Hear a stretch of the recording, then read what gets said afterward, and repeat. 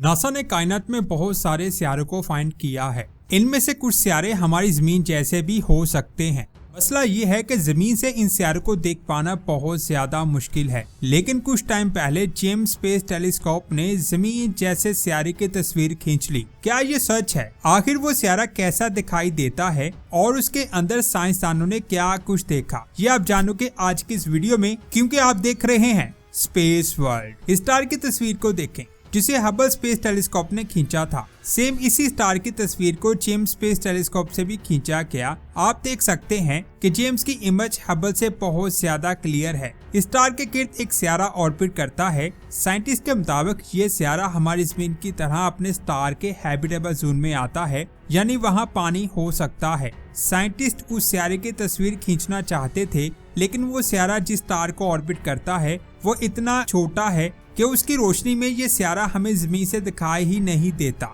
Star का नाम Proxima Centauri है, जो हमारी जमीन से 4.2 लाइट ईयर दूर मौजूद है।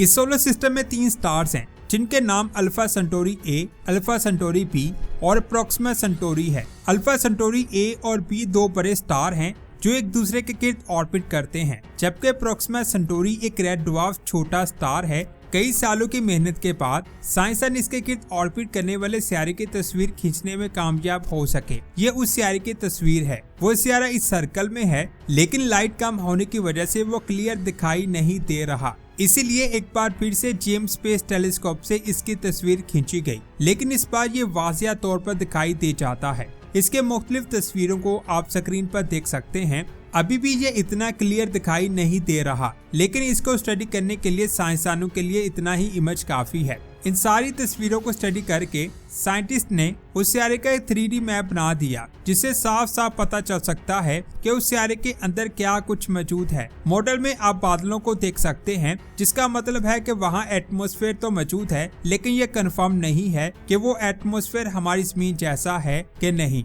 मॉडल में इस सियारे की 3 साइड्स को दिखाया गया है। अगर आप इस साइड को देखें तो ये बहुत ज्यादा बंजर है, क्योंकि इस साइड पर इसके स्टार की रोशनी हर वक्त पड़ती रहती है, जिसकी वजह से ये साइड बहुत ज्यादा गर्म और बंजर है। इसके बाद इस साइड को देखें, यहाँ हर वक्त अंधेरा रहता है, जिसकी वजह से ये साइड बहुत ज्यादा ठंडी है। साइंटिस्ट के मुताबिक यहाँ हर तरफ बर्फ ही बर्फ है। इसके बाद इसकी सेंटर वाली साइड को देखें। मॉडल में इस साइड पर ओशन को दिखाया गया है, क्योंकि यहाँ ना टेम्परेचर इतना ज्यादा है और ना इतना कम, बल्कि ऐसा टेम्परेचर है जिसमें पानी लिक्विड फॉर्म में हो सकता है। और साइंटिस्ट की नजरें इसी साइड पर हैं। साइंसदानों के मुताबिक अगर वहाँ लाइफ हुई तो इसके सेंटर वाली साइड में पॉसिबल हो सकती है। इसी चीज के बारे में अच्छे से जानने के लिए हमें वहाँ एक स्पेसक्राफ्ट को भेजना होगा, लेकिन ये सियारा हमसे 4.2 लाइट ईयर दूर मौजूद है। ये दूरी इतनी ज्यादा है कि अगर हम 82,000 किलोमीटर फी घंटा की रफ्तार से चलें तो हमें वहां पहुंचने में 30,000 साल से भी ज्यादा का टाइम लग जाएगा।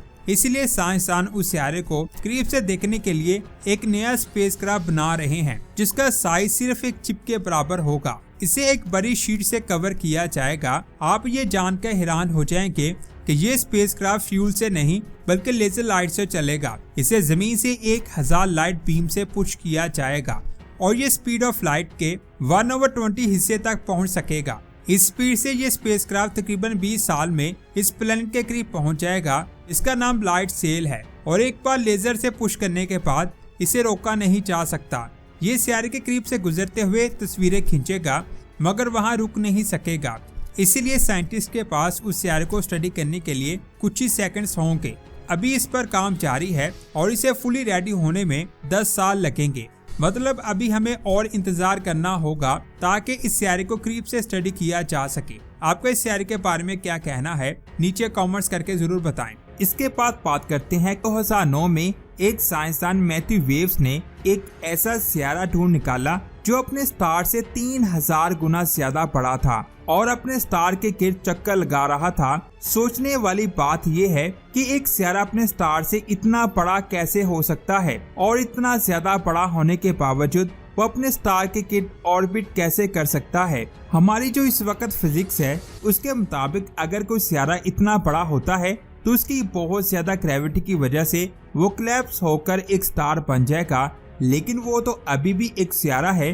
आखिर ये कैसे पॉसिबल हो सकता है? हमारी कायनात में इतनी गैलेक्सीज मौजूद हैं जितने हमारी जमीन पर रेत के ज़र्रे नहीं हैं, और इन गैलेक्सीज में हमारी सोच से भी ज्यादा स्टार्स और सियारे मौजूद हैं, और इनमें से कई सियारे ऐसे भी हो सकते हैं जिन पर फिजिक्स के सभी कानून फेल हो जाते हैं। उन्हीं में से एक सियारा है PSR J17191438b, जो अपने स्टार से 3000 गुना ज्यादा बड़ा है। सबसे ज्यादा हैरान तो करने वाली बात यह है कि ये सियारा पत्थर या बर्फ का बना नहीं हुआ, बल्कि डायमंड का बना हुआ है। साइंस की एक स्टडी के मुताबिक पहले ये एक स्टार था और वक्त के साथ साथ ये एक सियारा बन गया।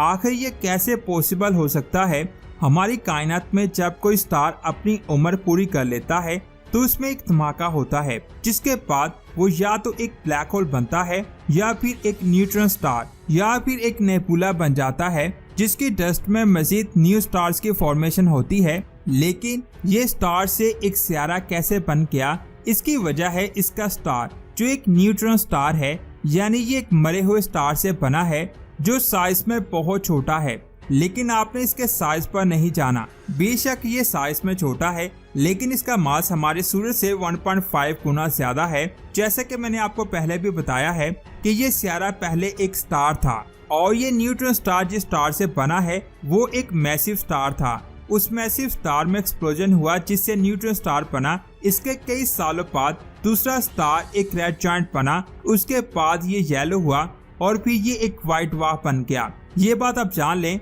कि व्हाइट ड्वार्फ बना होता है कार्बन, ऑक्सीजन, हाइड्रोजन और हीलियम से। अब न्यूट्रॉन स्टार का मास व्हाइट ड्वार्फ स्टार से ज्यादा था, इसलिए न्यूट्रॉन स्टार की ग्रेविटी ने इसकी ऊपर वाली लेयर को खत्म कर दिया, और न्यूट्रॉन स्टार से निकलने वाली रेडिएशंस ने व्हाइट ड्वार्फ स्टार को इतना ज्यादा गर्म किया कि इस सियारे में मौजूद कार्बन डायमंड में तब्दील हो गया, जिससे ये एक डायमंड सियारा बन गया। और इस सियारे का साइज जुपिटर से 40 गुना ज्यादा बड़ा है, इसलिए ये सियारा बड़ा होने के बावजूद अपने से छोटे साइज के स्टार के गिर्द ऑर्बिट करता है ना कमाल? क्या आपको इसके बारे में पहले पता था? नीचे कमेंट्स करके जरूर बताएं। इसके बाद बात करते हैं केपलर 70b की। हमारी कायनात में जब कोई स्टार खत्म होता है उसके साथ उसके सियारे भी खत्म हो जाते हैं, यानी स्टार के खत्म होने पर पूरा सोलर सिस्टम खत्म हो जाता है। लेकिन ये सियारा इतना अजीब है कि ये मरते हुए स्टार के अंदर से जाकर बिल्कुल सही बाहर आ गया, जिसे देखकर साइंसदान हैरान हो गए कि आखिर ये कैसे पॉसिबल हो सकता है। इसकी सतह का टेम्परेचर 7389 डिग्री है, यानी इसका टेम्परेचर हमारे सूरज से 1.5 गुना ज्यादा है, जिसमें लोहा भी आसानी से पिघल जाएगा। लेकिन ये इतना ज्यादा गर्म क्यों है? साइंसदान का कहना है कि ये अपने स्टार के अंदर जाकर जिंदा बाहर आया है। असल में जब इसका स्टार रेड जायंट बन रहा था तब इसकी बहुत ज्यादा रेडिएशंस ने इस सियारे के ऊपर वाली सारी लेयर्स को खत्म कर दिया, जिसकी वजह से इसकी सिर्फ आयरन कोर ही बच पाई। उसके बाद जैसे ही वो स्टार मर गया, वैसे ही ये सियारा उसके रेडिएशन से बाहर आ गया और जिंदा बच गया। स्टार के अंदर जाने की वजह से इसकी आयरन कोर का टेम्परेचर एक आम स्टार की सतह के टेम्परेचर से कई गुना ज्यादा हो गया। और ये बात मैं आपको बता दूं, हमारी कायनात इतनी बड़ी है कि इसमें किसी न किसी सियारे पर लाइफ पॉसिबल हो सकती है, क्योंकि अल्लाह जब चाहे और यहाँ चाहे लाइफ पैदा कर सकता है। वीडियो अच्छी लगी तो इसे लाइक और शेयर लाजमी करें। मिलते हैं एक और शानदार वीडियो में। अपना बहुत सारा ख्याल रखें। अल्लाह हाफिज।